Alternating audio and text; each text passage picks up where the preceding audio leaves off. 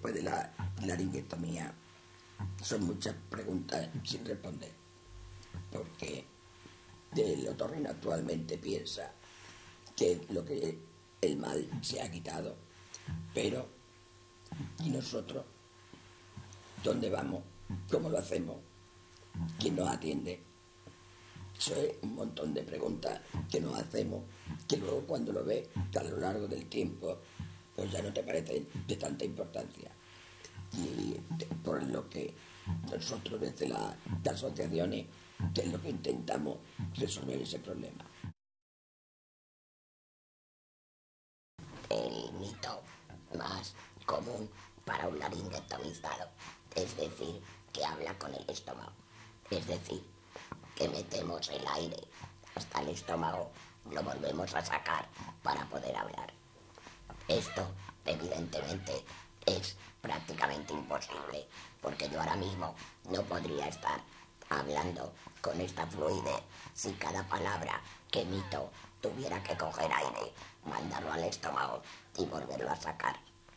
La forma de hablar mejor es con la parte alta del esófago, con lo que se llama el músculo cricofaríngeo. Una vez que has conseguido una elasticidad y una movilidad en el músculo, consigues una fluidez y una claridad en la voz, que es lo que hace que puedas tener una conversación prácticamente normal. Necesito utilizar la mano porque el tumor que yo tenía era muy grande, invadía parte del esófago.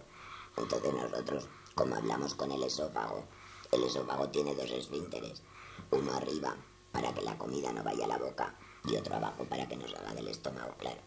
Entonces el esfínter de arriba me lo han dejado completamente abierto. Yo puedo inyectar el aire, pero como no hay retención, pues como si no hiciera nada. A la hora de salir, sale libremente. Entonces ahora pongo la mano, cierro el esófago y ya puedo hablar perfectamente. Hablo con la prótesis fonatoria, en este momento estoy hablando con ella. Yo le aconsejaría siempre que el paciente no pueda aprender la voz eritmofónica con un tono adecuado. Es decir, yo creo que la prótesis no tiene que ser la primera opción, sino la segunda. Y yo puedo hablar con voz eritmofónica, pero debido a que llevo la prótesis desde un principio, eso ha impedido que yo haga una buena práctica de la voz eritmofónica. Y, por lo tanto, no la hablo suficientemente fluida. Hablé a los 15 días, quitaron el sello que lleva la prótesis primera que te ponen, lleva un sellaje. En tan pronto me quitaron el sello y yo empecé a hablar. Lo que también es verdad es que hay pacientes que tienen que tener un aprendizaje, pero el aprendizaje con la voz de la prótesis para hablar con la prótesis es muy corto. O sea, no tiene nada que ver con el aprendizaje de la voz eritmofónica.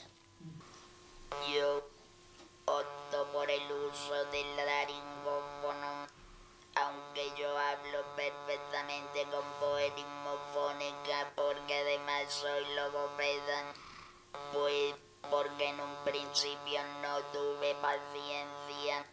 Yo a la semana de haber sido intervenida quirúrgicamente ya comencé a buscar en Google de qué manera podía hablar rápidamente. Yo aprendí a usarlo sola porque no tuve a nadie que me enseñara. Entonces el método que utilicé fue de ensayo y error, y al cabo de la hora y media, pues ya no tenía el vicio que tengo ahora, pero ya me comencé a comunicarme con la gente.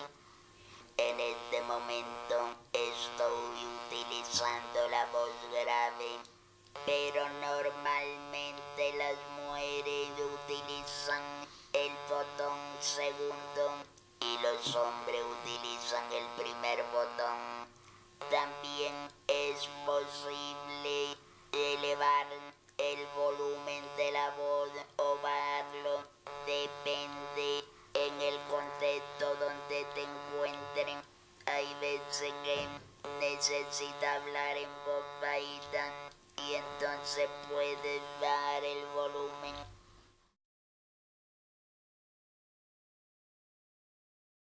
Nosotros respiramos con el estómago. Una de las cosas que hay que hacer es la rehabilitación pulmonar, que lo hacemos con lo que es el filtro que llevamos en el cuello. Con este filtro se pone en el estómago y es lo que va a hacer como si tuviéramos una falsa nariz. Respiramos filtrando el aire y evitando que cualquier partícula entre directamente a la tráquea, lo cual nos va a dar una respiración mucho más calmada, mucho más continua y menos fuerte. Es decir, no hacemos hiperventilación, sino que conseguimos normalizarla bastante. También el filtro evita la mucosidad y la irritación, con lo cual las toses se reducen prácticamente a nada. El filtro se lleva 24 horas al día, 365 días al año y se cambia cada 24 horas. Y desde el año 2007 el filtro para laringotomizados está autorizado en el sistema sanitario español, con lo cual los médicos de cabecera, así como los otorrinos, están autorizados a su prescripción con la receta médica. El llevar el estómago tapado es lo que al laringotomizado le da mayor seguridad en sí mismo y al que le está viendo le produce mayor tranquilidad el no estar viendo un agujero con la tráquea abierta. Tengo el problema que tengo alergia al adhesivo del filtro, que entonces me causa más problemas que beneficios, porque luego estoy 2 o 3 días con los picores de la alergia, que entonces prefiero no ponérmelo. Pero es mucho más sano el filtro que previene. Pero yo, por el inconveniente que tengo, prefiero no ponérmelo. Me lo pongo en muy pocas ocasiones y cuando lo llevo solo deseo llegar a casa o al coche para quitármelo.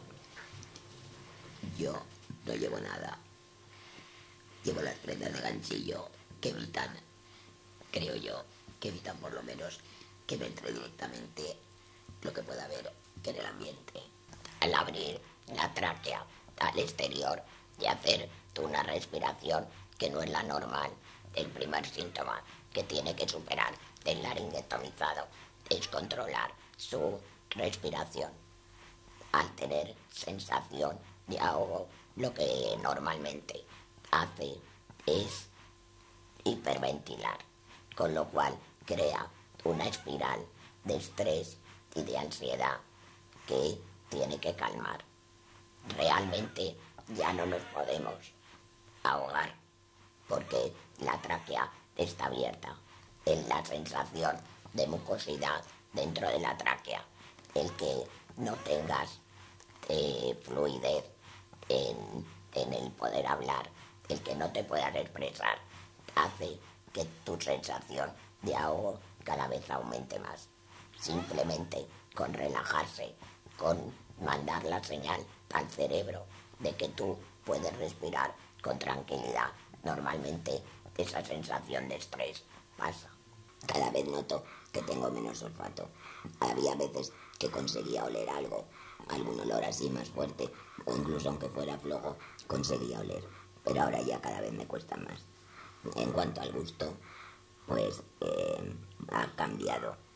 Hay veces que yo el salado no lo noto, otra vez lo noto en exceso. Ya no tengo el gusto igual que antes.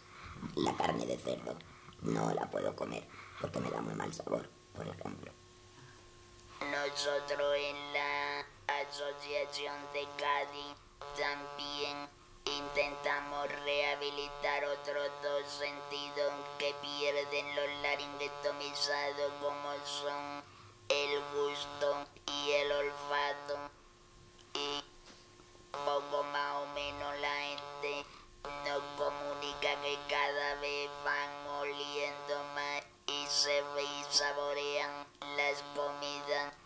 Para dicen que esto es una cosa que no tiene importancia, pero normalmente las mujeres son las que nos dedicamos en la casa a la cocina, y más de una vez al no oler se nos ha quemado la comida. Del cuello suele quedar rígido, acartonado. Yo tengo la sensación de como si llevasen collarín de yeso puesto. Tieso fundamentalmente, por lo menos la experiencia yo tengo, se debe a dos razones. Está la radioterapia, que aunque se intenta focalizar en la zona que hay que tratar, siempre te afecta el resto de los términos. Tienen que dar propias intervenciones, cortan nervios, músculos, en fin, que eso necesita, me explicaron los médicos, un proceso para irse reconstruyendo, de ir recuperando la sensibilidad. Yo he notado, llevo ya 4 años desde que fue la última intervención, y desde casi 4 años desde que acabó la radioterapia, que acabó el laberinto, pues he ido notando cómo progresivamente recuperaba sensibilidad y recuperaba también movilidad. No creo que vaya a ser completa por muchos años que pasen, pero algo que a mí me preocupaba, que era conduciendo, poder girar la cabeza, si lo puedo hacer. Al quitar normalmente las cadenas ganglionares laterales del cuello se produce un edema, que ese hay que irlo quitando con masaje linfático durante mucho tiempo. Prácticamente es aconsejable que el laringotomizado tome el masaje linfático como una forma de limpieza y de higiene diaria. Después de ducharse, debe masajear toda la zona del cuello, de la barbilla y de los pómulos.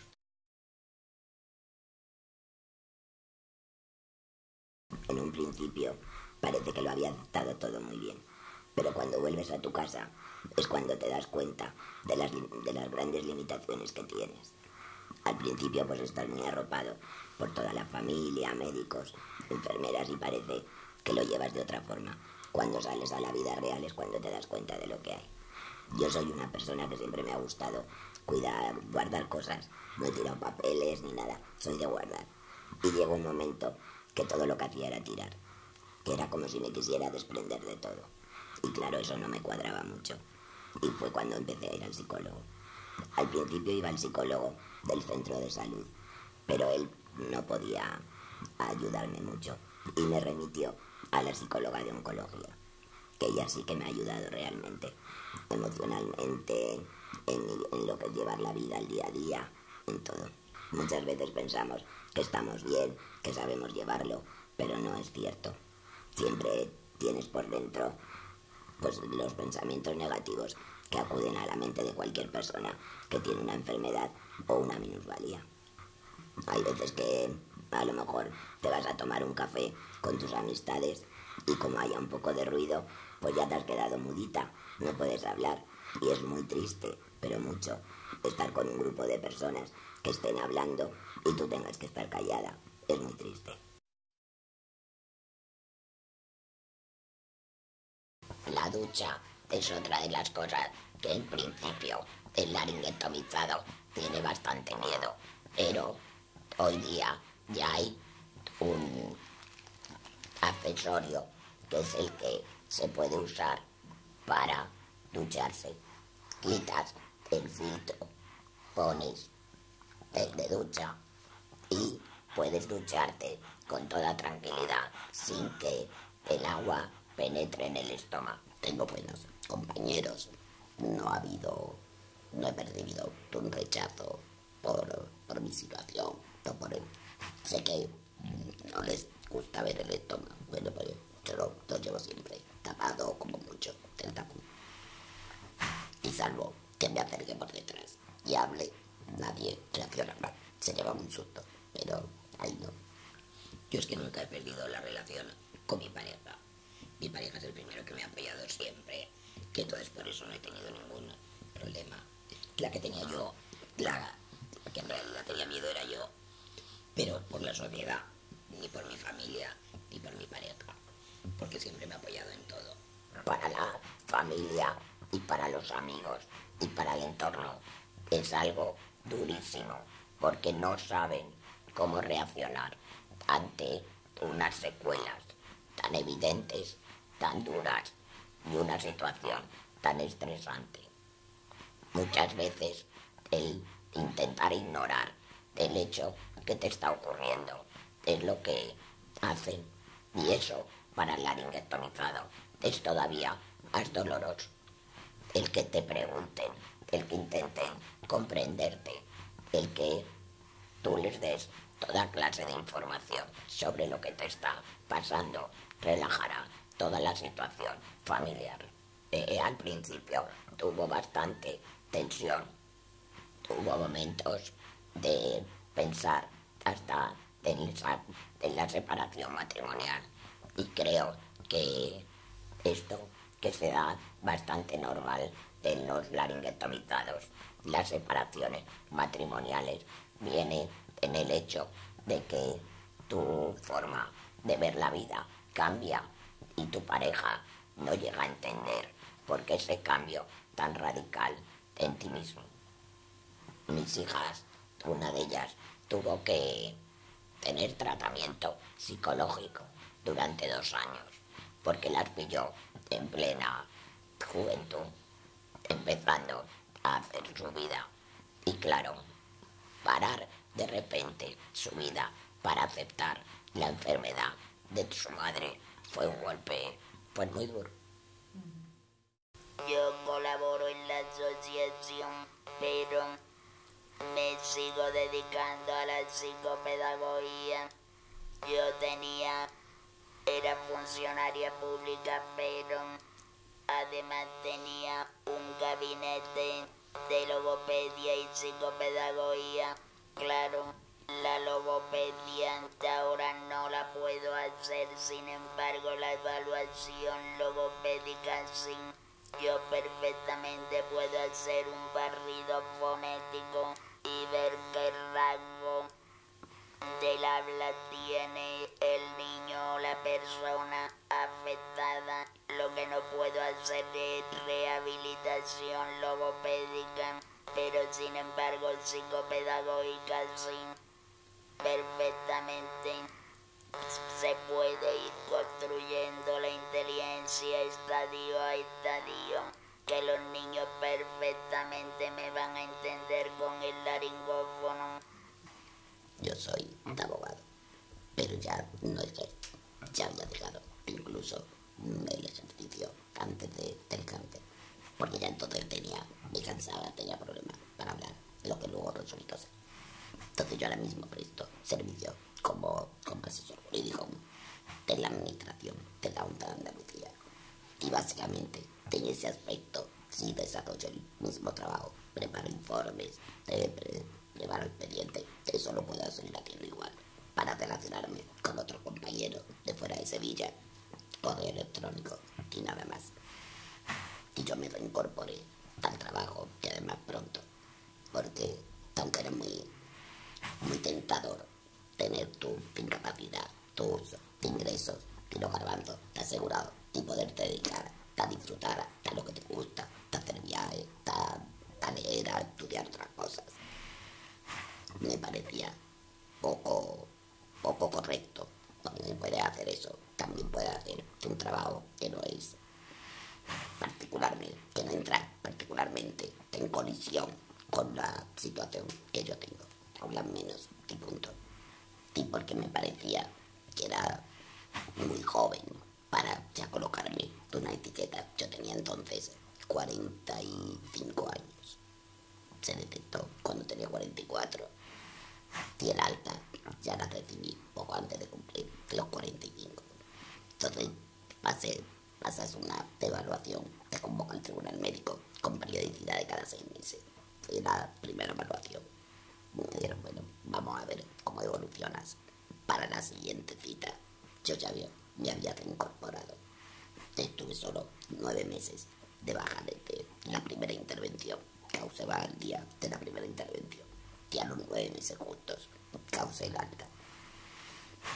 Y lo que me decía el tribunal era que si yo quería que me reincorporase, que si más adelante me veía mal, pues se volvía a iniciar el proceso, se valoraba y entonces se procedía o entraba en incapacidad. Yo lo primero que hago para no sentirme mal es andar 6 o 7 kilómetros todos los días. Dicen que andando se crean endorfinas y que se está siempre contenta. Yo desde luego normalmente me río bastante y como tengo amistad con los vecinos, pues cuando me encuentro un poquito aburrida me voy al bar de la esquina, me encuentro a la gente, charlo. La verdad es que tengo, gracias a quien sea, poquitos vagones. A mí me ha ayudado ir a ver a la gente que está operada y darles ánimos y que vean que pueden superarlo como yo lo he superado. Porque a mí me visitaba un señor que podía ser mi padre, un señor mayor, que entonces yo esperaba todos los jueves que viniera ese señor a verme, un visitador voluntario, que entonces yo decía, si este señor puede hablar, yo voy a poder igual que él, porque podía ser mi padre, que entonces yo ahora hago lo mismo que este señor. Me dedico 2 días a ir a la asociación, que ayudar voluntariamente, que en general, igual a hombres que a mujeres. Y luego una vez a la semana me dedico a ir a los hospitales, que a visitar a las mujeres. La que no se encuentra bien de ánimo, voy a visitarla a su casa. Y la que se encuentra bien de ánimo, que una vez a la semana quedamos en la asociación, que nos tomamos algo y hablamos de nuestras familias. Que entonces así tienen un aliciente para salir de casa, porque la mayoría no quieren salir de casa. Que entonces así las arrastro y tienen el aliciente, que luego tomamos algo. Que a mí eso me llena mucho como persona, y entonces me satisface. Y también me obliga a salir todos los días de mi casa, porque hay mañanas que no me levantaría, que entonces yo sé que me tengo que levantar, porque hay gente que está esperando a que vaya a visitarla. Que entonces eso a mí me llena muchísimo y me hace llevarlo mejor cada día. Pensar que hay cosas peores. Y evidentemente así. También me gusta caminar, me gusta mucho el campo, me gustará mucho la playa. Pues puedo seguir yendo, puedo hacerlo, puedo hacer. Bueno,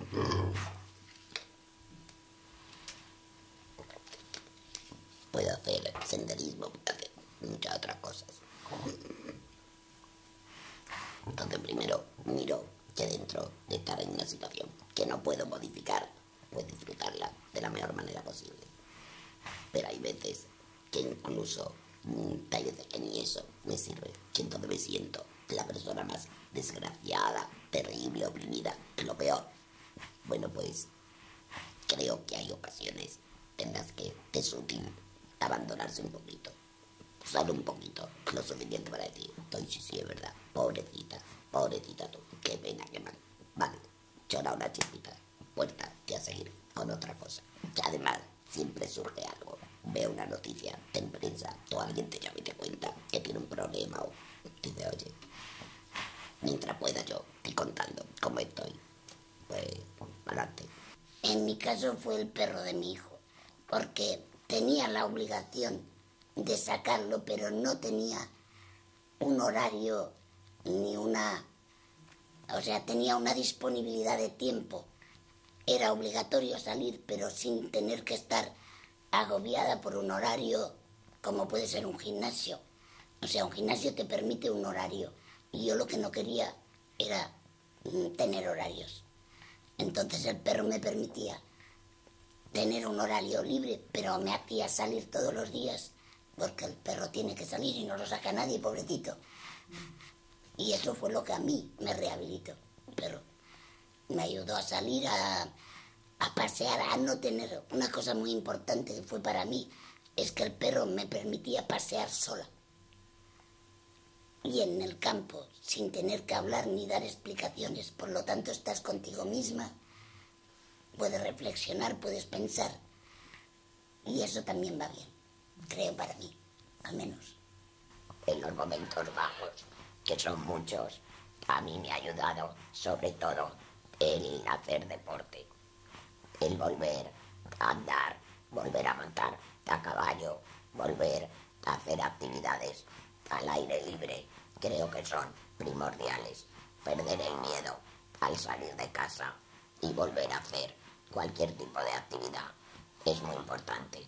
Yo encontré en el Tai Chi una forma de hacer deporte, de relajarme, de autocontrol, y es lo que para mí creo que es un deporte que para el laringectomizado es perfecto. Se puede hacer a cualquier edad, cualquier persona puede marcar su ritmo y no es necesario un estado físico muy bueno. Simplemente con el movimiento consigues recuperar tu movilidad en los hombros, en el cuello, que es lo que más necesitamos. Ya una vez, supuestamente, reincorporada con normalidad a mi casa, no duerme bien. Primero, porque tienes cánula, que es un cuerpo extraño, te molesta, toses, se obtura, hay mucha mucosidad. Y no, eso no lo puede evitar. Cuando dejé que utilizar la cánula de noche, me consideré feliz. Digo, esto es volver a la normalidad. Y tampoco del todo. Primero porque sigues teniendo mucosidad, sigues tosiendo, sigues teniendo miedo que haya un mosquito que se tape, que le toma por algún motivo con la sábana. Pero y tampoco descansar. No he vuelto a dormir 6 horas continuas de sueño profundo. A mí no me gusta mucho hablar por teléfono, pero no porque me confundan con un hombre, que bueno, ese es el mal menor, decide que eres una señora y ya está. El problema es que no te ven. Entonces, claro, yo no hablo como tú, que tú vas hablando seguido y ya está. Yo necesito un tiempo, voy más lenta hablando, porque necesito un tiempo para cargar el aire, para poder hablar. Entonces, por teléfono tú no me ves que yo estoy cargando, con lo cual tú te pones a hablar. Cuando yo he querido cargar y te voy a hablar, tú estás hablando. En fin, que es un poco complicado. Por teléfono, generalmente me desenvuelvo bien, incluso con personas que no me conocen. Lo que sí suele ocurrir es que te consideran tu nombre mayor, ancianito, 70, 80 años. Pero bueno, lo que ocurre, ya en el hospital me decían, te hablarás por teléfono. Y yo me lo creía poco, pero efectivamente, lo que ocurre es lo que tú dices. No podemos modular, no podemos enfatizar, no. Sí, yo soy me gusta mucho la broma, la ironía, el comentario, pelín sarcástico. Pues eso se pierde. Yo me doy cuenta que incluso cara a cara digo algo y no lo capta. Entonces, el teléfono para mí es útil para cuestiones puntuales, necesarias, y hacer posible con personas que te conocen. Con desconocido prefiero un correo electrónico, un mensaje que texto en el móvil. Me es más cómodo y es también para el interlocutor.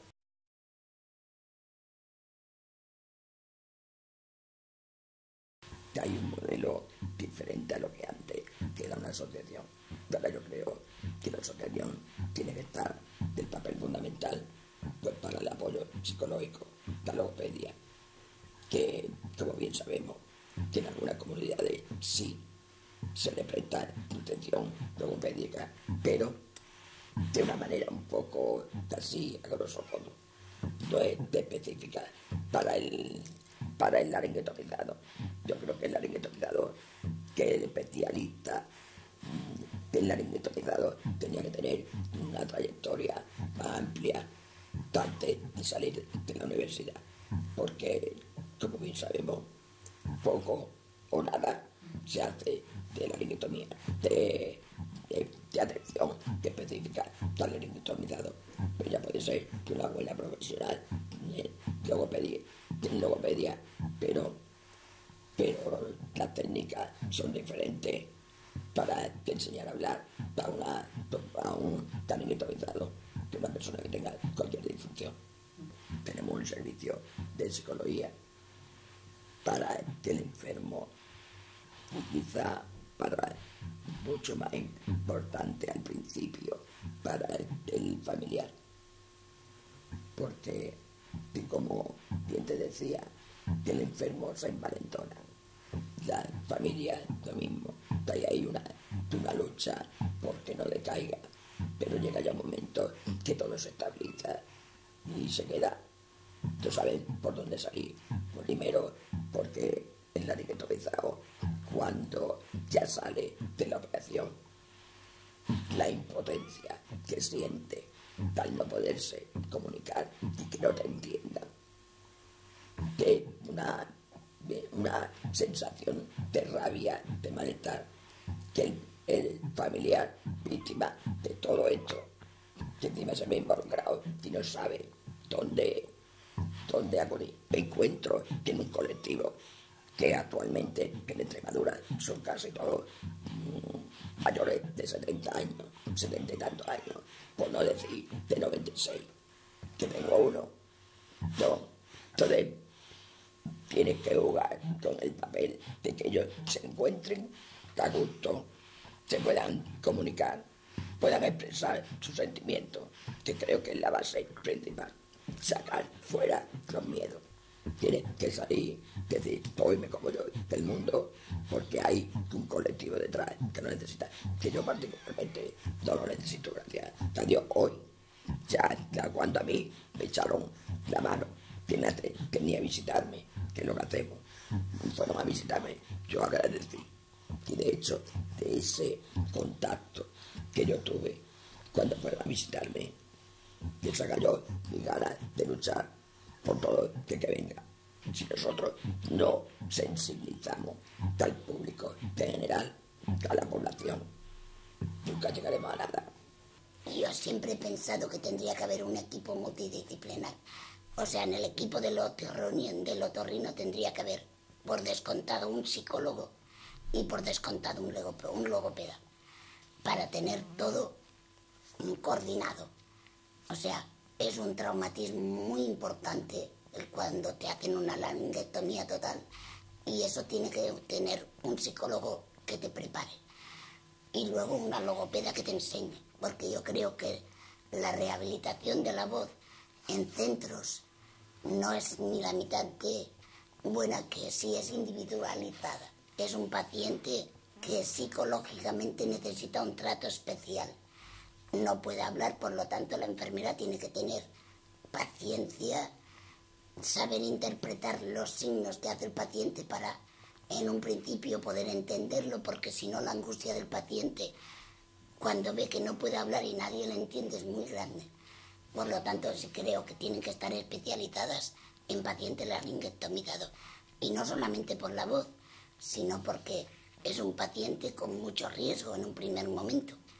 Creo que sería necesario una atención multidisciplinar, porque es de la única manera que en conjunto médico, otorrino, médico de familia, otorrino, de enfermera, psicólogo, logopeda, pudieran hacer un análisis exhaustivo de la persona, qué es lo que va a necesitar ese operador. Porque, por lo menos, que en la toma de contacto, en el cual se ve pues, el nivel emocional que tiene uno del grado de afectación.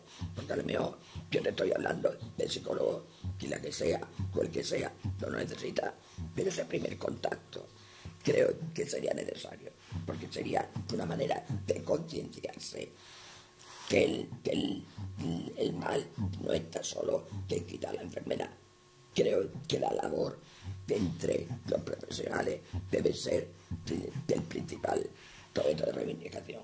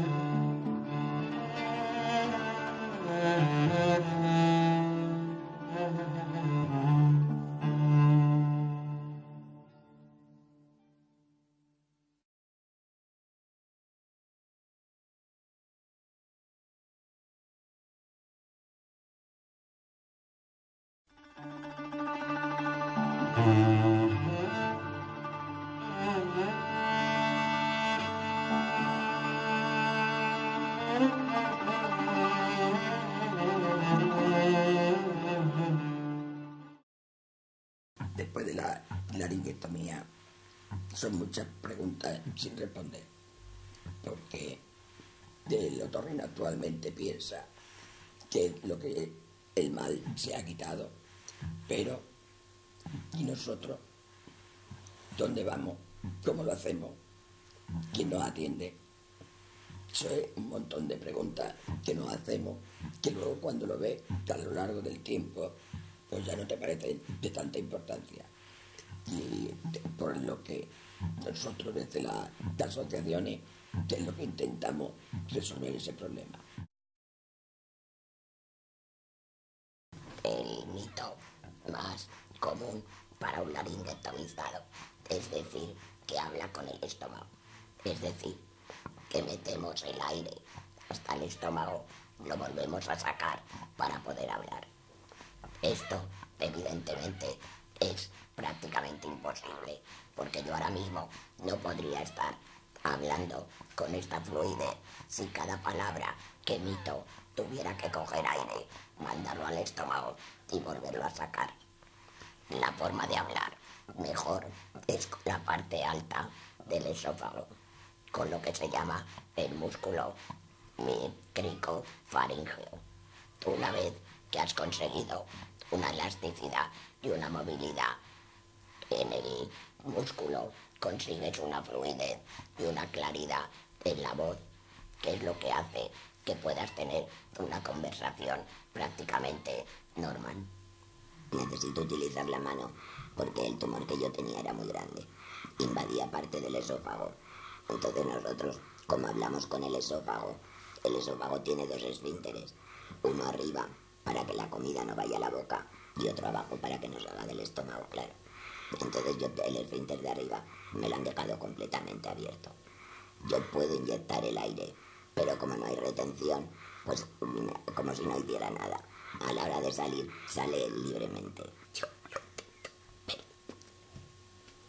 Entonces ahora pongo la mano, cierro el esófago y ya puedo hablar perfectamente.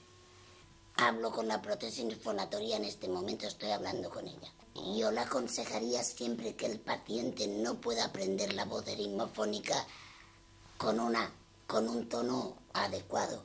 Es decir, yo creo que la prótesis no tiene que ser la primera opción, sino la segunda.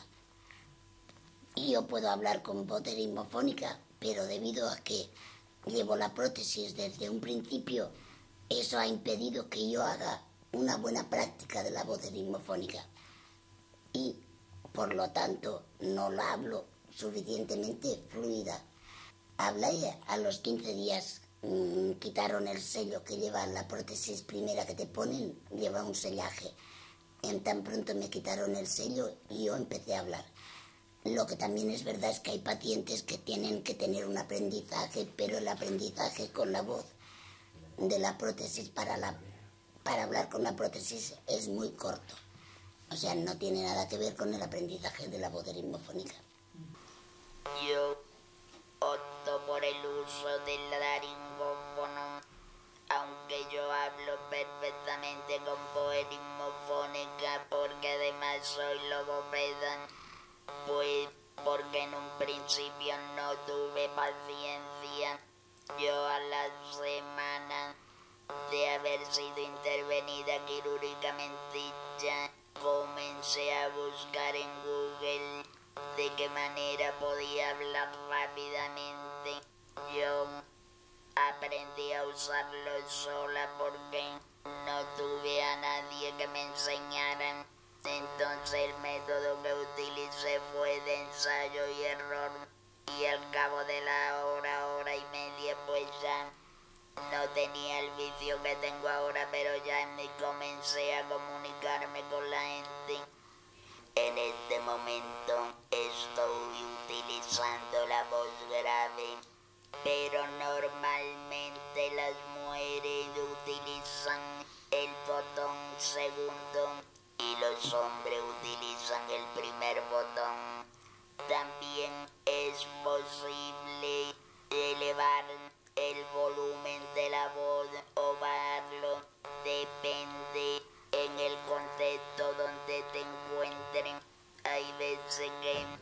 necesita hablar en voz bajita y entonces puede dar el volumen.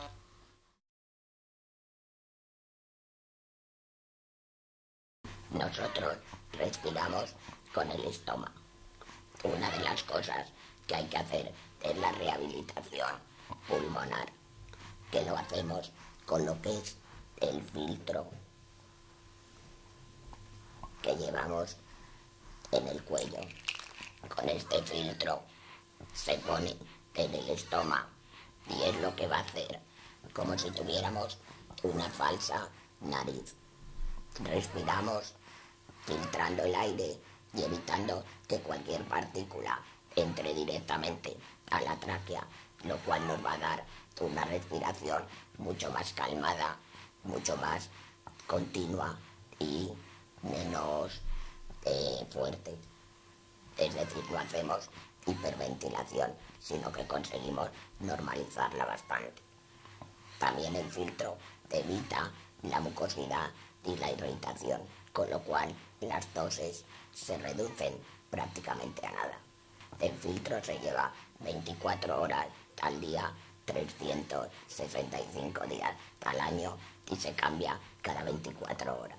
Y desde el año 2007 el filtro para laringotomizados está autorizado en el sistema sanitario español, con lo cual los médicos de cabecera, así como los otorrinos, están autorizados a su prescripción con la receta médica.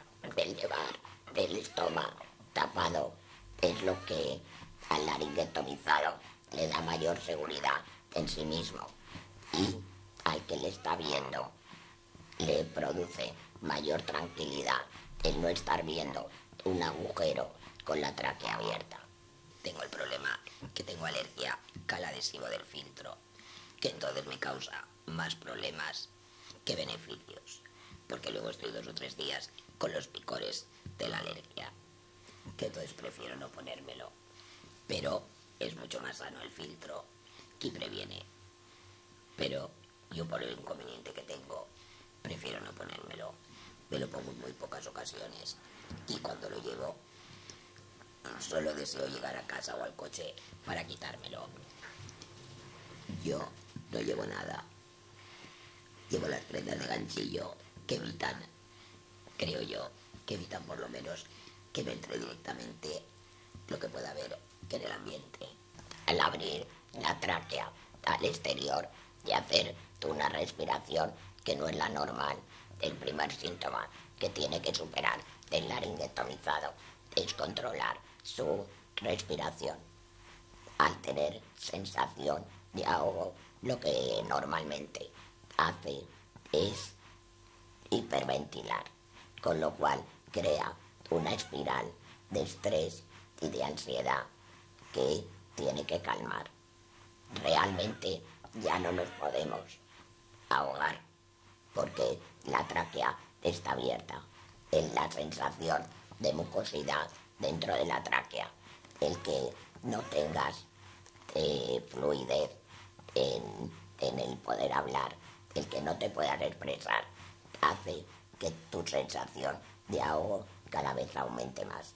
Simplemente con relajarse, con mandar la señal al cerebro de que tú puedes respirar con tranquilidad, normalmente esa sensación de estrés pasa. Cada vez noto que tengo menos olfato. Había veces que conseguía oler algo, algún olor así más fuerte, o incluso aunque fuera flojo, conseguía oler. Pero ahora ya cada vez me cuesta más. En cuanto al gusto, pues ha cambiado. Hay veces que yo el salado no lo noto, otra vez lo noto en exceso. Ya no tengo el gusto igual que antes.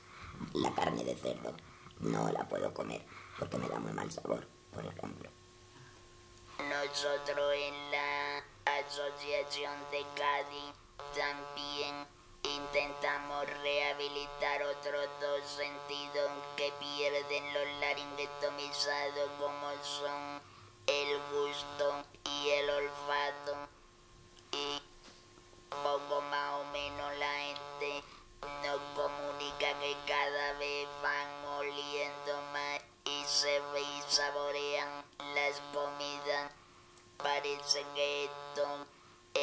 una cosa que no tiene importancia, pero normalmente las mujeres son las que nos dedicamos en la casa a la cocina, y más de una vez al no oler se nos ha quemado la comida.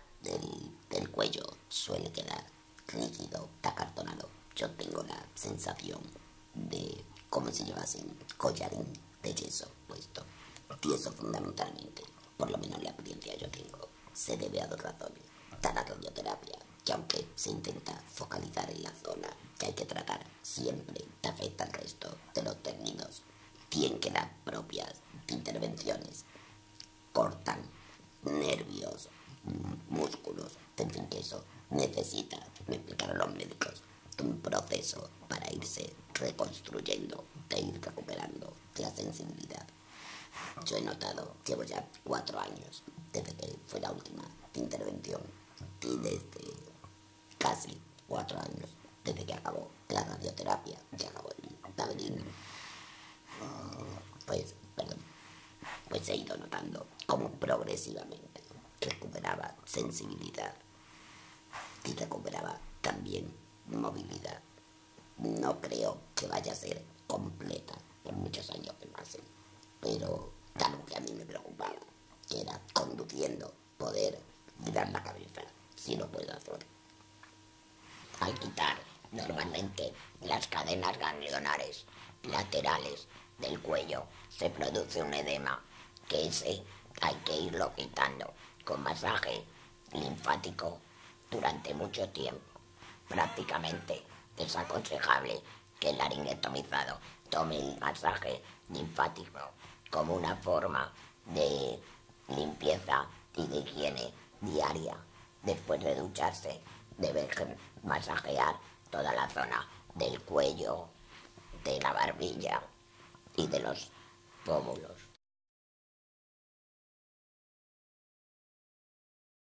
En un principio parece que lo había estado todo muy bien, pero cuando vuelves a tu casa es cuando te das cuenta de las grandes limitaciones que tienes.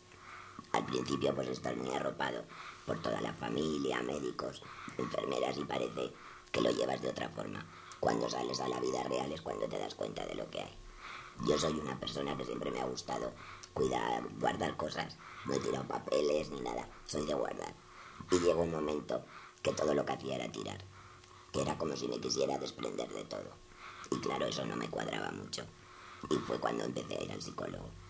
Al principio iba al psicólogo del centro de salud, pero él no podía ayudarme mucho y me remitió a la psicóloga de oncología, que ella sí que me ha ayudado realmente, emocionalmente, en lo que es llevar la vida al día a día, en todo.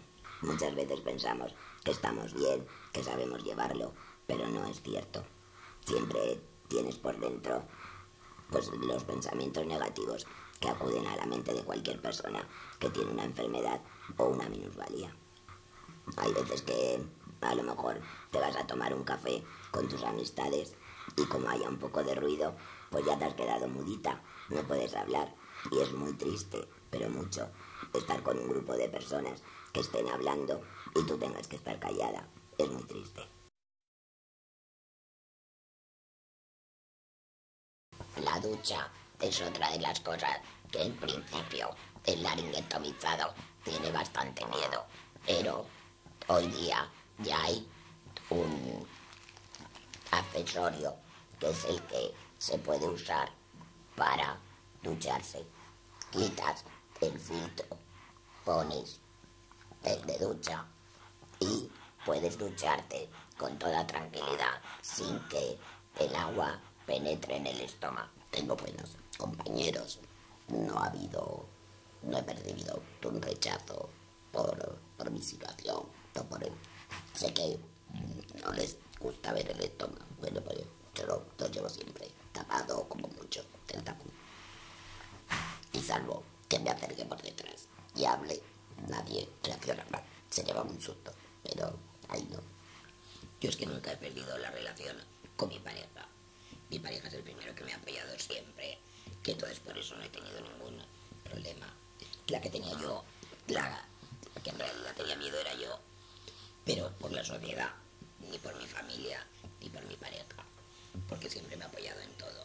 Para la familia y para los amigos y para el entorno es algo durísimo, porque no saben cómo reaccionar ante unas secuelas tan evidentes, tan duras y una situación tan estresante. Muchas veces el intentar ignorar el hecho que te está ocurriendo es lo que hacen, y eso para el laringectomizado es todavía más doloroso. El que te pregunten, el que intenten comprenderte, el que tú les des toda clase de información sobre lo que te está pasando, relajará toda la situación familiar. Al principio tuvo bastante tensión, tuvo momentos de pensar hasta en la separación matrimonial, y creo que esto que se da bastante normal en los laringectomizados, las separaciones matrimoniales, viene en el hecho de que tu forma de ver la vida cambia y tu pareja no llega a entender por qué ese cambio tan radical en ti mismo. Mis hijas, una de ellas tuvo que tener tratamiento psicológico durante 2 años, porque las pilló en plena juventud, empezando a hacer su vida. Y claro, parar de repente su vida para aceptar la enfermedad de su madre fue un golpe pues muy duro. Yo colaboro en la asociación, pero me sigo dedicando a la psicopedagogía.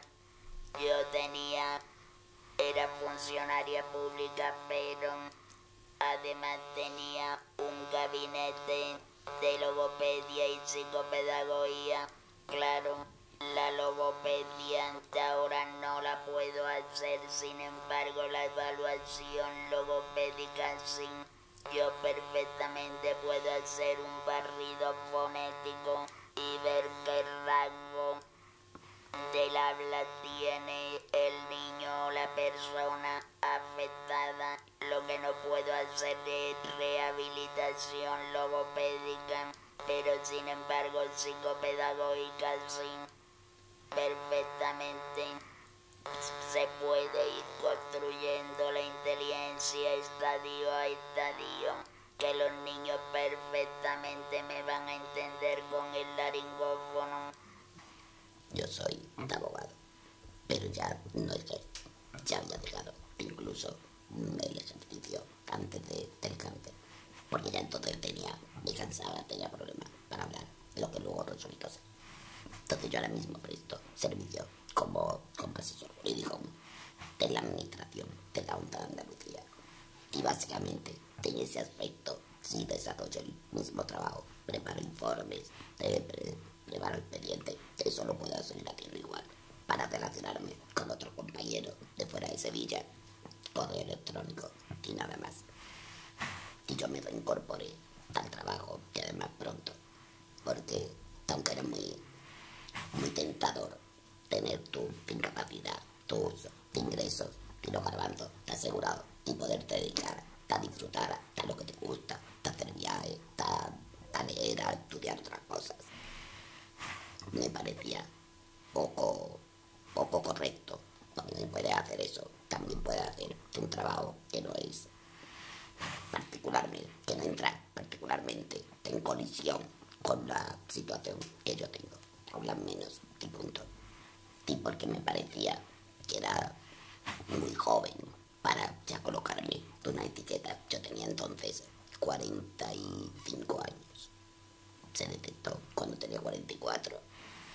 Y el alta ya la recibí poco antes de cumplir los 45. Entonces pasas una evaluación, te convoca el tribunal médico con periodicidad de cada 6 meses. Fue la primera evaluación. Me dijeron, bueno, vamos a ver cómo evolucionas. Para la siguiente cita, yo ya me había reincorporado. Estuve solo 9 meses de baja desde la primera intervención. Causé baja el día de la primera intervención. Y a los 9 meses justos causé el alta.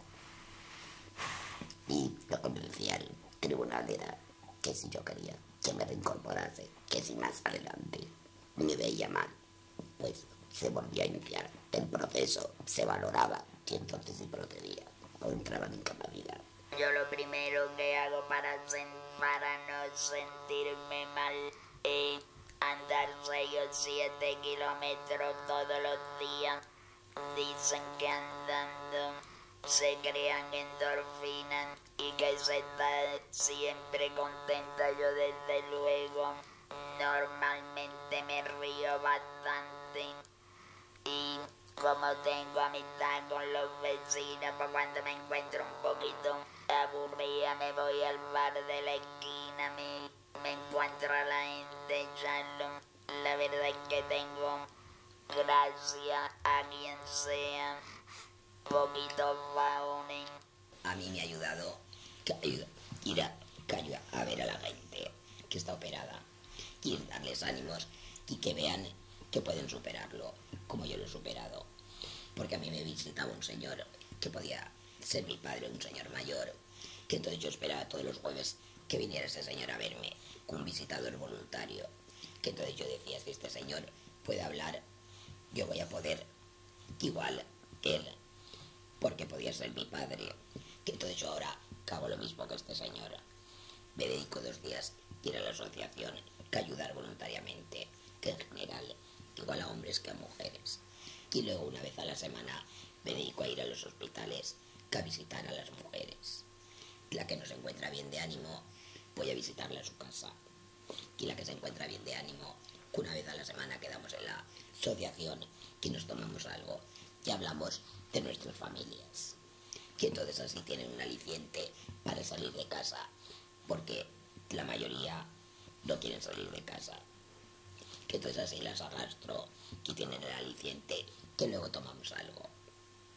Que a mí eso me llena mucho como persona y entonces me satisface. Y también me obliga a salir todos los días de mi casa, porque hay mañanas que no me levantaría, que entonces yo sé que me tengo que levantar, porque hay gente que está esperando que vaya a visitarla. Que entonces eso a mí me llena muchísimo y me hace llevarlo mejor cada día. Pensar que hay cosas peores. Y evidentemente así. También me gusta caminar, me gusta mucho el campo, me gustará mucho la playa. Pues puedo seguir yendo, puedo hacerlo, puedo hacer. Pero,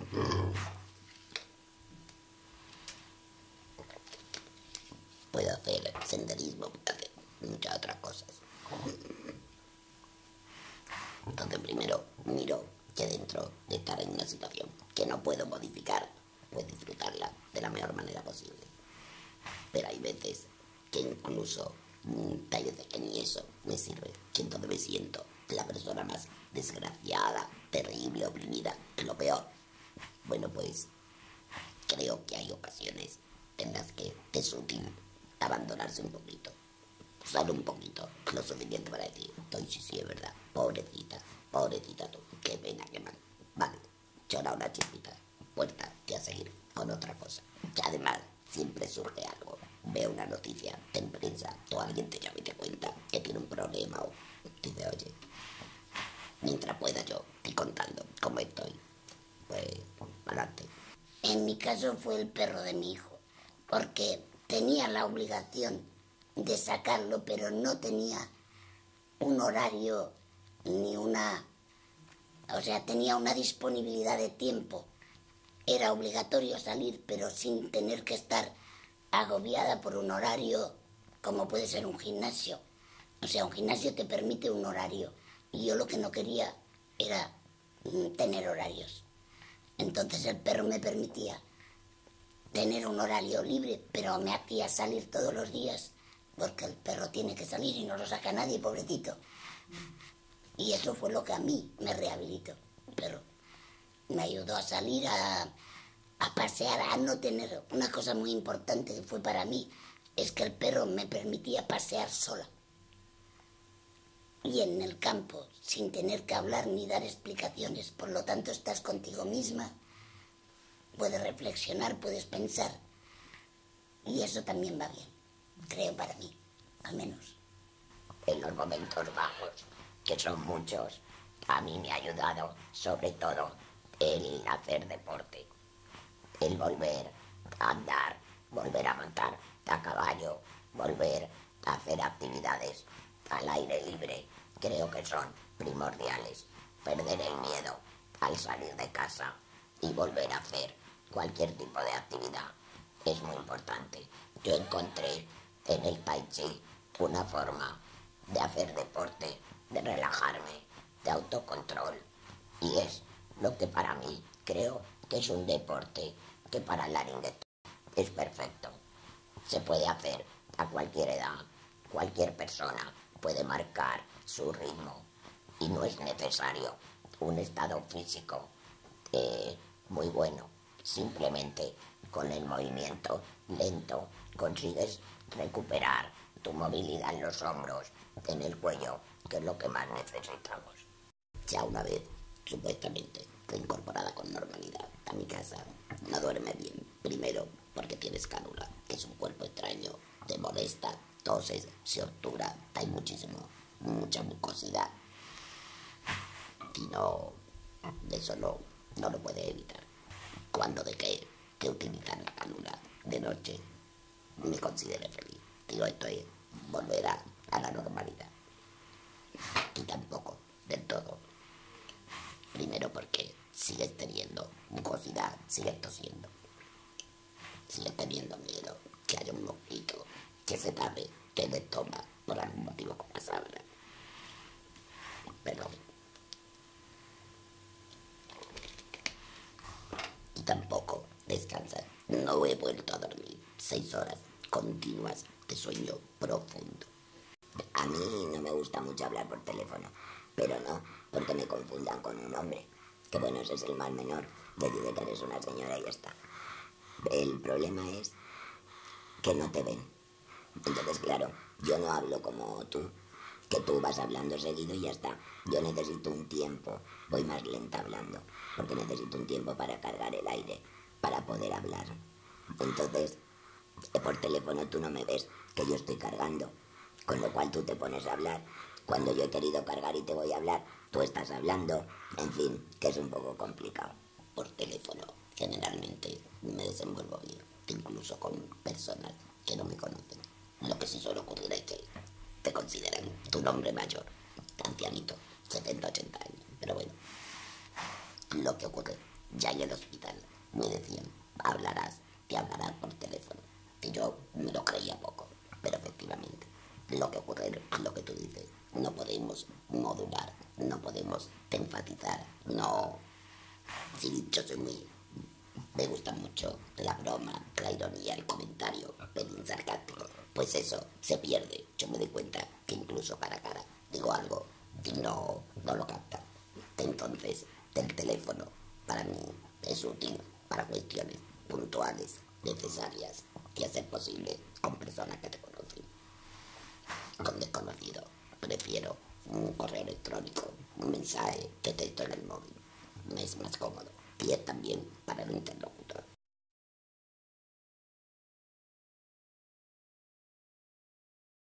Hay un modelo diferente a lo que antes, que era una asociación. Ahora yo creo que la asociación tiene que estar del papel fundamental pues para el apoyo psicológico, la logopedia, que como bien sabemos, que en algunas comunidades sí se le presta atención logopédica, pero de una manera un poco así, a grosso modo, no es específica para el laringotomizado. Yo creo que el laringotomizador, que el especialista del laringotomizador tenía que tener una trayectoria más amplia antes de salir de la universidad, porque, como bien sabemos, poco o nada se hace de laringotomía, de atención específica al laringotomizado. Pero ya puede ser que una buena profesional en logopedia, pero las técnicas son diferentes para enseñar a hablar a un laringotomizado que una persona que tenga cualquier disfunción. tenemos un servicio de psicología para el enfermo y quizá para mucho más importante al principio para el familiar, porque como bien te decía, el enfermo se envalentona, la familia lo mismo, hay una lucha porque no le caiga, pero llega ya un momento que todo se estabiliza y se queda. Tú sabes por dónde salir. Primero, porque el lariguetobezado, cuando ya sale de la operación, la impotencia que siente al no poderse comunicar y que no te entiendan, que una sensación de rabia, de malestar, que el familiar víctima de todo esto, que encima se ve involucrado y no sabe dónde acudir. Me encuentro en un colectivo que actualmente en Extremadura son casi todos mayores de 70 años, 70 y tantos años, por no decir de 96, que tengo uno. No, entonces tienes que jugar con el papel de que ellos se encuentren a gusto, se puedan comunicar, puedan expresar sus sentimientos, que creo que es la base principal. Sacar fuera los miedos. Tienes que salir, decir, hoy me como yo del mundo, porque hay un colectivo detrás que lo necesita, que yo particularmente no lo necesito, gracias a Dios. Hoy, ya cuando a mí me echaron la mano, que venía a visitarme, que es lo que hacemos, fueron a visitarme, yo agradecí. Y de hecho, de ese contacto que yo tuve cuando fueron a visitarme, que saca yo mi ganas de luchar por todo que venga. Si nosotros no sensibilizamos al público en general, a la población, nunca llegaremos a nada. Yo siempre he pensado que tendría que haber un equipo multidisciplinar. O sea, en el equipo del otorrino tendría que haber, por descontado, un psicólogo y por descontado un logopeda, para tener todo coordinado. O sea, es un traumatismo muy importante cuando te hacen una laringectomía total, y eso tiene que tener un psicólogo que te prepare y luego una logopeda que te enseñe, porque yo creo que la rehabilitación de la voz en centros no es ni la mitad de buena que si es individualizada. Es un paciente que psicológicamente necesita un trato especial. No puede hablar, por lo tanto la enfermera tiene que tener paciencia, saber interpretar los signos que hace el paciente para en un principio poder entenderlo, porque si no la angustia del paciente cuando ve que no puede hablar y nadie le entiende es muy grande. Por lo tanto sí creo que tienen que estar especializadas en pacientes laringectomizados, y no solamente por la voz, sino porque es un paciente con mucho riesgo en un primer momento. Creo que sería necesario una atención multidisciplinar, porque es de la única manera que en conjunto médico, otorrino, médico de familia, otorrino, de enfermera, psicólogo, logopeda, pudieran hacer un análisis exhaustivo de la persona, qué es lo que va a necesitar de ese operador, porque por lo menos que en la toma de contacto, en el cual se ve pues el nivel emocional que tiene uno del grado de afectación, porque a lo mejor yo te estoy hablando del psicólogo y la que sea, o el que sea, no lo necesita, pero ese primer contacto creo que sería necesario, porque sería una manera de concienciarse que el mal no está solo en quitar la enfermedad. Creo que la labor entre los profesionales debe ser el principal objeto de reivindicación.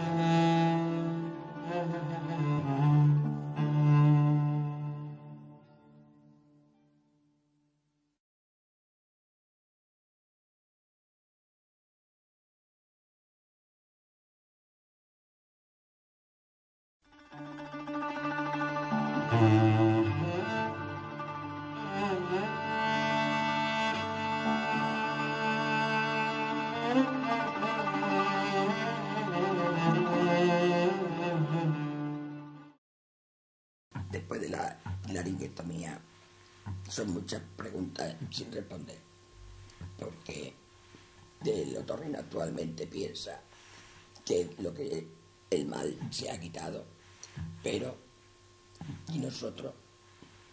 ¿Dónde vamos? ¿Cómo lo hacemos? ¿Quién nos atiende? Eso es un montón de preguntas que nos hacemos, que luego cuando lo ves a lo largo del tiempo, pues ya no te parece de tanta importancia.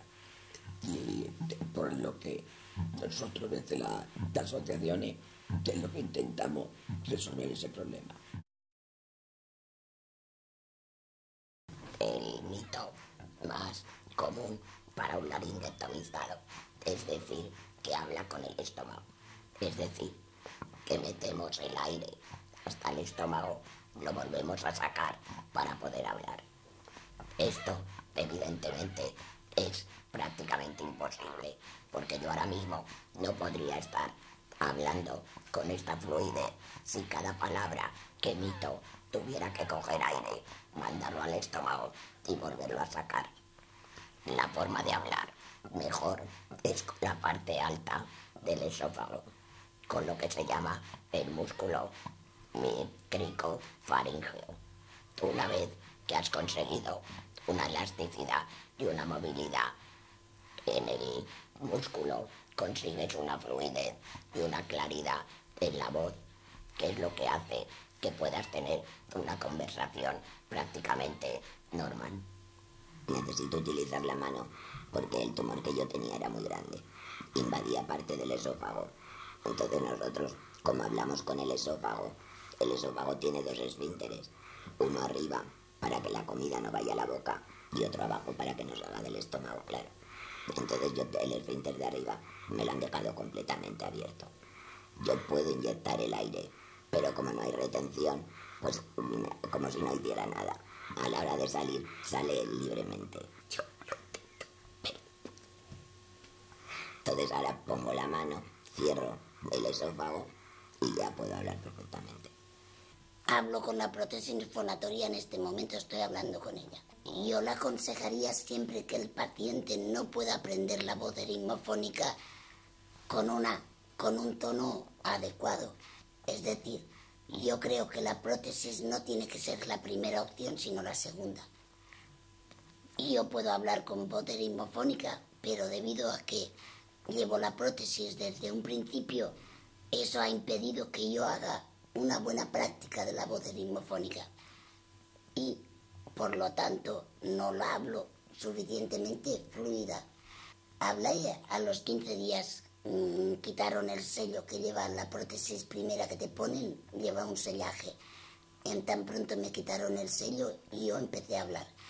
Lo que también es verdad es que hay pacientes que tienen que tener un aprendizaje, pero el aprendizaje con la voz de la prótesis para hablar con la prótesis es muy corto. O sea, no tiene nada que ver con el aprendizaje de la voz eritmofónica. Yo opto por el uso del laringófono, aunque yo hablo perfectamente con voz eritmofónica, porque además soy logopeda, pues porque en un principio no tuve paciencia. Yo a la semana de haber sido intervenida quirúrgicamente ya comencé a buscar en Google de qué manera podía hablar rápidamente. Yo aprendí a usarlo sola porque no tuve a nadie que me enseñara. Entonces el método que utilicé fue de ensayo y error, y al cabo de la hora y media, pues ya no tenía el vicio que tengo ahora, pero ya me comencé a comunicarme con la gente. En este momento estoy utilizando la voz grave, pero normalmente las mujeres utilizan el botón segundo y los hombres utilizan el primer botón. También es posible elevar el volumen de la voz o bajarlo, depende en el contexto donde te encuentren. Hay veces parece que necesita hablar en voz bajita y entonces puede bajar el volumen.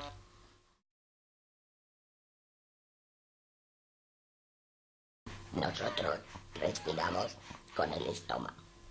Una de las cosas que hay que hacer es la rehabilitación pulmonar, que lo hacemos con lo que es el filtro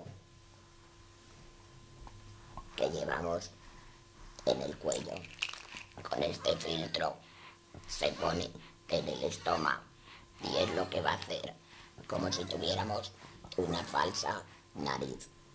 Respiramos filtrando el aire y evitando que cualquier partícula entre directamente a la tráquea, lo cual nos va a dar una respiración mucho más calmada, mucho más continua y menos fuerte. Es decir, no hacemos hiperventilación, sino que conseguimos normalizarla bastante. También el filtro evita la mucosidad y la irritación, con lo cual las toses se reducen prácticamente a nada. El filtro se lleva 24 horas al día, 365 días al año y se cambia cada 24 horas. Y desde el año 2007 el filtro para laringotomizados está autorizado en el sistema sanitario español, con lo cual los médicos de cabecera, así como los otorrinos, están autorizados a su prescripción con la receta médica. El llevar el estómago tapado es lo que al laringotomizado le da mayor seguridad en sí mismo y al que le está viendo le produce mayor tranquilidad el no estar viendo un agujero con la tráquea abierta. Tengo el problema que tengo alergia al adhesivo del filtro, que entonces me causa más problemas que beneficios, porque luego estoy 2 o 3 días con los picores de la alergia, que entonces prefiero no ponérmelo. Pero es mucho más sano el filtro que previene. Pero yo, por el inconveniente que tengo, prefiero no ponérmelo. Me lo pongo en muy pocas ocasiones y cuando lo llevo solo deseo llegar a casa o al coche para quitármelo. Yo no llevo nada. Llevo las prendas de ganchillo que evitan, creo yo, que evitan por lo menos que me entre directamente lo que pueda haber en el ambiente. Al abrir la tráquea al exterior y hacer una respiración que no es la normal, el primer síntoma que tiene que superar el laringotomizado es controlar su respiración. Al tener sensación de ahogo, lo que normalmente hace es hiperventilar, con lo cual crea una espiral de estrés y de ansiedad que tiene que calmar. Realmente ya no nos podemos ahogar porque la tráquea está abierta. Es la sensación de mucosidad dentro de la tráquea, el que no tengas fluidez en el poder hablar, el que no te puedas expresar, hace que tu sensación de ahogo cada vez aumente más. Simplemente con relajarse, con mandar la señal al cerebro de que tú puedes respirar con tranquilidad, normalmente esa sensación de estrés pasa. Cada vez noto que tengo menos olfato. Había veces que conseguía oler algo, algún olor así más fuerte, o incluso aunque fuera flojo, conseguía oler. Pero ahora ya cada vez me cuesta más. En cuanto al gusto, pues ha cambiado. Hay veces que yo el salado no lo noto, otra vez lo noto en exceso. Ya no tengo el gusto igual que antes. La carne de cerdo no la puedo comer porque me da muy mal sabor, por ejemplo. Nosotros en la Asociación de Cádiz también intentamos rehabilitar otros 2 sentidos que pierden los laringotomizados, como son el gusto y el olfato. Y poco más o menos la gente nos comunica que cada vez van oliendo se ve y saborean las comidas.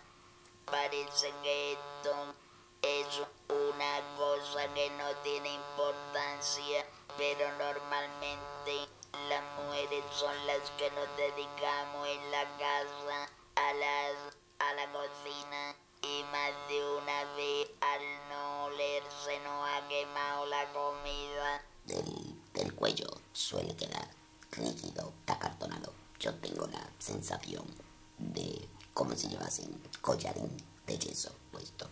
Y eso fundamentalmente, por lo menos la experiencia yo tengo, se debe a dos razones. Está la radioterapia, que aunque se intenta focalizar en la zona que hay que tratar, siempre te afecta el resto de los términos. Tienen que dar propias intervenciones. Cortan nervios, músculos, en fin, que eso necesita, me explicaron los médicos, un proceso para irse reconstruyendo, de ir recuperando la sensibilidad. Yo he notado, llevo ya 4 años desde que fue la última intervención, y desde casi 4 años desde que acabó la radioterapia, que acabó el laberinto, pues he ido notando cómo progresivamente recuperaba sensibilidad y recuperaba también movilidad. No creo que vaya a ser completa por muchos años que pasen, pero algo que a mí me preocupaba, que era conduciendo, poder girar la cabeza, si lo puedo hacer. Al quitar normalmente las cadenas ganglionares laterales del cuello se produce un edema, que ese hay que irlo quitando con masaje linfático durante mucho tiempo. Prácticamente es aconsejable que el laringotomizado tome el masaje linfático como una forma de limpieza y de higiene diaria. Después de ducharse, debe masajear toda la zona del cuello, de la barbilla y de los pómulos.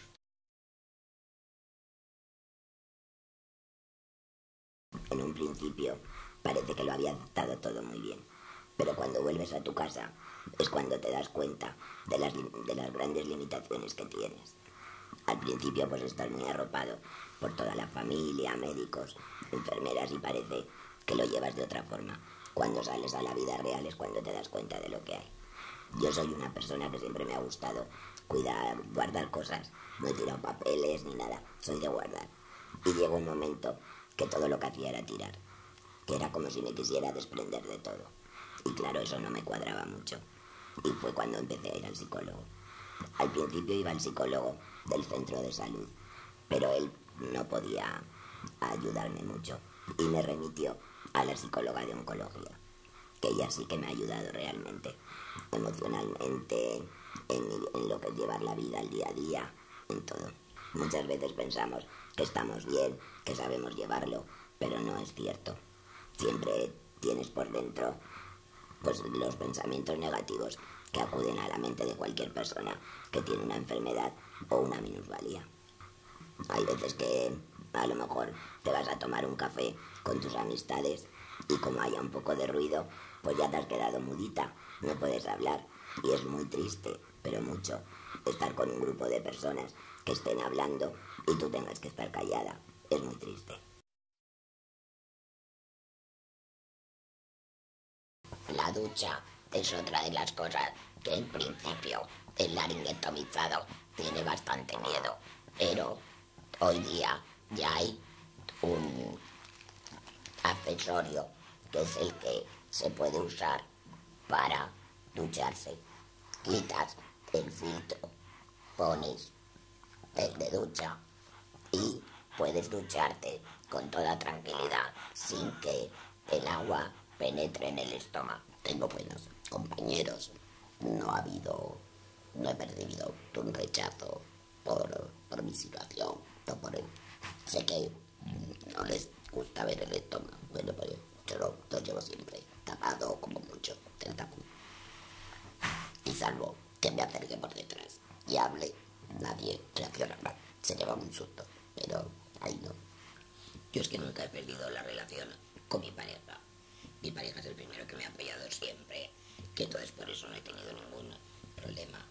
La que tenía yo, la que en realidad tenía miedo era yo, pero por la sociedad, ni por mi familia, ni por mi pareja, porque siempre me ha apoyado en todo. Para la familia y para los amigos y para el entorno es algo durísimo, porque no saben cómo reaccionar ante unas secuelas tan evidentes, tan duras y una situación tan estresante. Muchas veces el intentar ignorar el hecho que te está ocurriendo es lo que hacen, y eso para el laringectomizado es todavía más doloroso. El que te pregunten, el que intenten comprenderte, el que tú les des toda clase de información sobre lo que te está pasando, relajará toda la situación familiar. Al principio tuvo bastante tensión, tuvo momentos de pensar hasta en la separación matrimonial, y creo que esto que se da bastante normal en los laringectomizados, las separaciones matrimoniales, viene en el hecho de que tu forma de ver la vida cambia y tu pareja no llega a entender por qué ese cambio tan radical en ti mismo. Mis hijas, una de ellas tuvo que tener tratamiento psicológico durante 2 años, porque las pilló en plena juventud, empezando a hacer su vida. Y claro, parar de repente su vida para aceptar la enfermedad de su madre fue un golpe pues muy duro. Yo colaboro en la asociación, pero me sigo dedicando a la psicopedagogía. Era funcionaria pública, pero además tenía un gabinete de logopedia y psicopedagogía. Claro, la logopedia hasta ahora no la puedo hacer, sin embargo la evaluación logopédica sí. Yo perfectamente puedo hacer un barrido fonético y ver qué rango del habla tiene el niño o la persona afectada. Lo que no puedo hacer es rehabilitación logopédica, pero sin embargo psicopedagógica sí, perfectamente. Se puede ir construyendo la inteligencia estadio a estadio, que los niños perfectamente me van a entender con el laringófono. Yo soy abogado, pero ya no ejerzo, ya había dejado incluso el ejercicio antes del cáncer, porque ya entonces me cansaba, tenía problemas para hablar, lo que luego resultó ser. Entonces yo ahora mismo presto servicio como asesor jurídico de la administración de la Junta de Andalucía, y básicamente en ese aspecto sí desarrollo el mismo trabajo, preparo informes, preparo expedientes. Eso lo puedo hacer en la tierra igual, para relacionarme con otro compañero de fuera de Sevilla, correo electrónico y nada más. Y yo me reincorporé al trabajo, y además pronto, porque aunque era muy tentador tener tu incapacidad, tus ingresos y los garbanzos asegurados, y poderte dedicar a disfrutar a lo que te gusta, a hacer viajes, a leer, a estudiar otras cosas, me parecía poco correcto. También puede hacer eso, también puede hacer un trabajo que no es que no entra particularmente en colisión con la situación que yo tengo, hablan menos y punto. Y porque me parecía que era muy joven para ya colocarme una etiqueta. Yo tenía entonces 45 años. Se detectó cuando tenía 44. Y el alta ya la recibí poco antes de cumplir los 45. Entonces pasas una evaluación, te convoca el tribunal médico con periodicidad de cada 6 meses. Fue la primera evaluación. Me dijeron, bueno, vamos a ver cómo evolucionas. Para la siguiente cita, yo ya me había reincorporado. Estuve solo 9 meses de baja desde la primera intervención. Causa va al día de la primera intervención. Y a los 9 meses justos, causa el alta. Y lo que me decía el tribunal era que si yo quería que me reincorporase, que si más adelante me veía mal, pues se volvía a iniciar el proceso, se valoraba y entonces si procedía o entraba en incapacidad. Yo lo primero que hago para no sentirme mal es andar 6 o 7 kilómetros todos los días. Dicen que andando se crean endorfinas y que se está siempre contenta. Yo desde luego normalmente me río bastante y como tengo amistad con los vecinos, pues cuando me encuentro un poquito aburrida me voy al bar de la esquina, me encuentro a la gente, charlo. La verdad es que tengo, gracias a quien sea, poquitos vagones.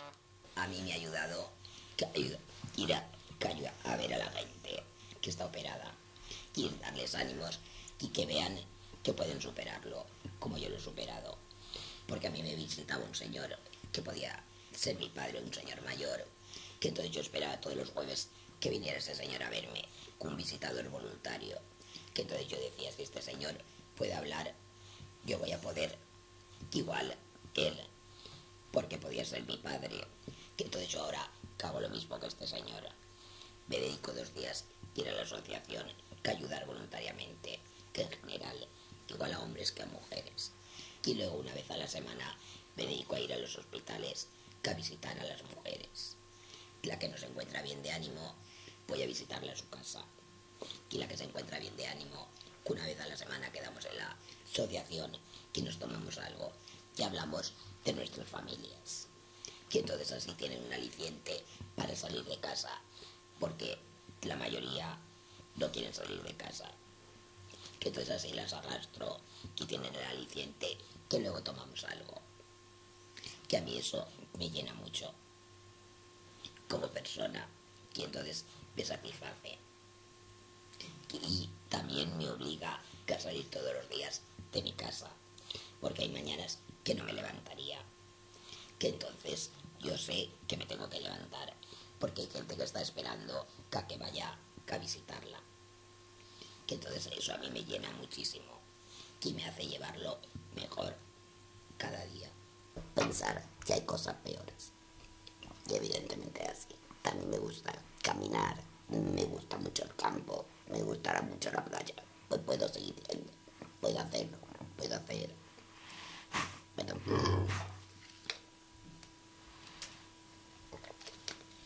puedo hacer senderismo, puedo hacer muchas otras cosas. Entonces primero miro que dentro de estar en una situación que no puedo modificar, pues disfrutarla de la mejor manera posible. Pero hay veces que incluso hay veces que ni eso me sirve, que entonces me siento la persona más desgraciada, terrible, oprimida, lo peor. Bueno, pues creo que hay ocasiones en las que es útil abandonarse un poquito. Solo un poquito, lo suficiente para decir, sí, es verdad, pobrecita tú, qué pena, qué mal. Vale, llora una chispita, puerta y a seguir con otra cosa. Que además siempre surge algo, veo una noticia en prensa o alguien te llama y te cuenta que tiene un problema o dice, oye, mientras pueda yo ir contando cómo estoy, pues adelante. En mi caso fue el perro de mi hijo, porque tenía la obligación de sacarlo, pero no tenía un horario ni una... O sea, tenía una disponibilidad de tiempo. Era obligatorio salir, pero sin tener que estar agobiada por un horario como puede ser un gimnasio. O sea, un gimnasio te permite un horario y yo lo que no quería era tener horarios. Entonces el perro me permitía tener un horario libre, pero me hacía salir todos los días porque el perro tiene que salir y no lo saca nadie, pobrecito. Y eso fue lo que a mí me rehabilitó. El perro me ayudó a salir, a pasear, a no tener... Una cosa muy importante que fue para mí es que el perro me permitía pasear sola. y en el campo, sin tener que hablar ni dar explicaciones. Por lo tanto, estás contigo misma, puedes reflexionar, puedes pensar. Y eso también va bien, creo, para mí, al menos. En los momentos bajos, que son muchos, a mí me ha ayudado sobre todo el hacer deporte, el volver a andar, volver a montar a caballo, volver a hacer actividades al aire libre. Creo que son primordiales. Perder el miedo al salir de casa y volver a hacer cualquier tipo de actividad es muy importante. Yo encontré en el Tai Chi una forma de hacer deporte, de relajarme, de autocontrol, y es lo que para mí creo que es un deporte que optimizado es perfecto. Se puede hacer a cualquier edad, cualquier persona puede marcar su ritmo y no es necesario un estado físico muy bueno.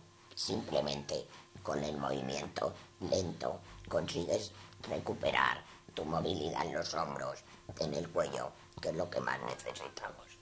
Ya una vez, supuestamente, incorporada con normalidad a mi casa, no duerme bien. Primero, porque tienes cánula, que es un cuerpo extraño, te molesta, toses, se obtura, hay mucha mucosidad.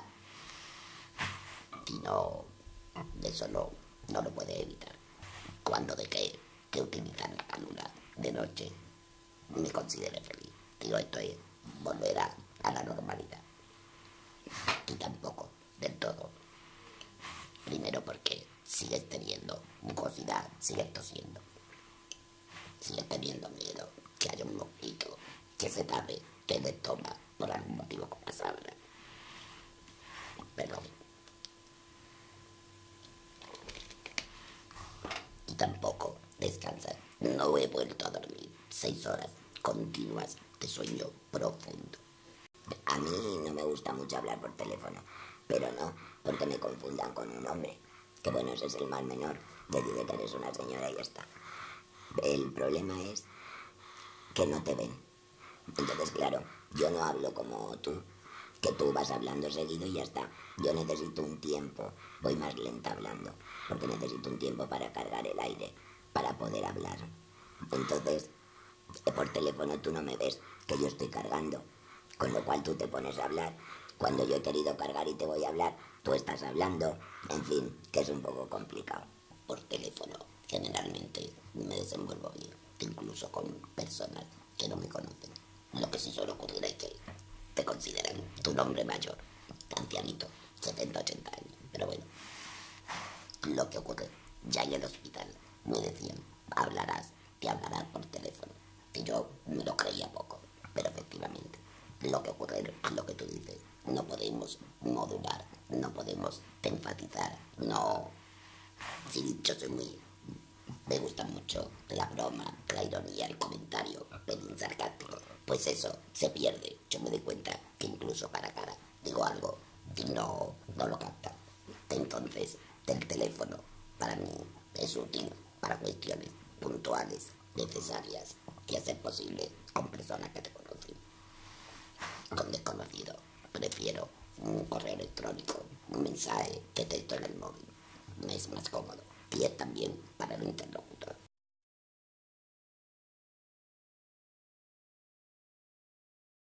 Hay un modelo diferente a lo que antes, que era una asociación.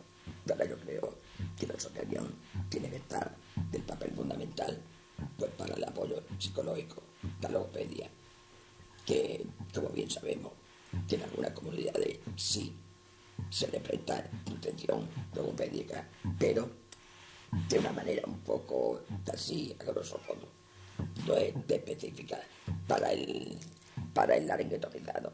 Yo creo que el laringotomizador, que el especialista del laringotomizador, tenía que tener una trayectoria más amplia antes de salir de la universidad, porque, como bien sabemos, poco o nada se hace de laringotomía, de atención específica al laringotomizado.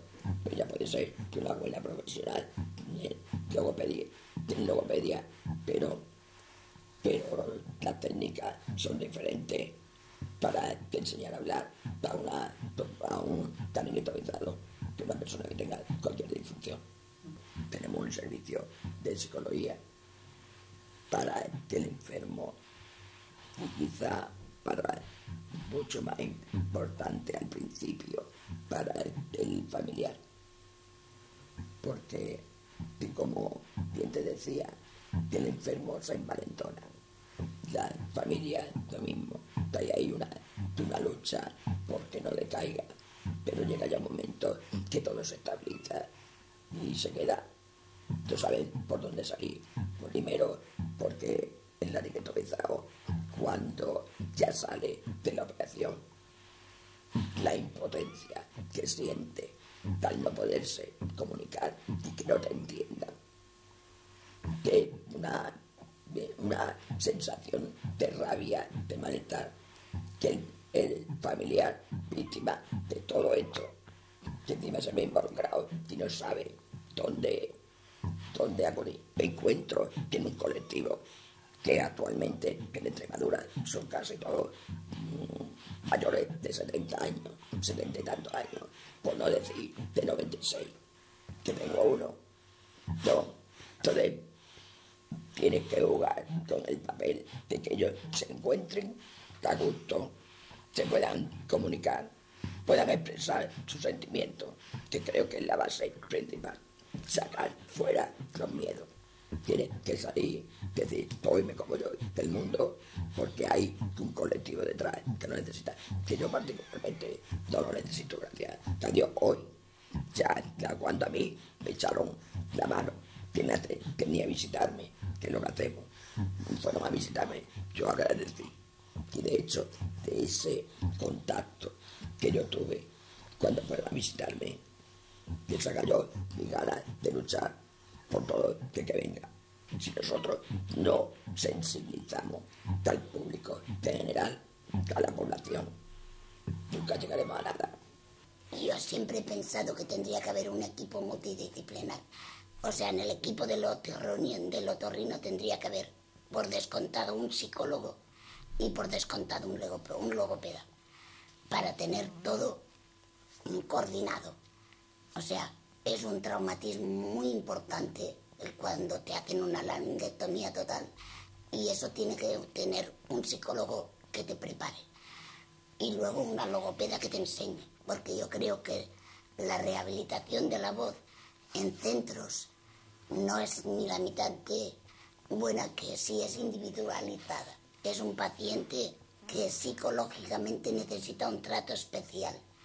No puede hablar, por lo tanto la enfermera tiene que tener paciencia, saber interpretar los signos que hace el paciente para en un principio poder entenderlo, porque si no la angustia del paciente cuando ve que no puede hablar y nadie le entiende es muy grande.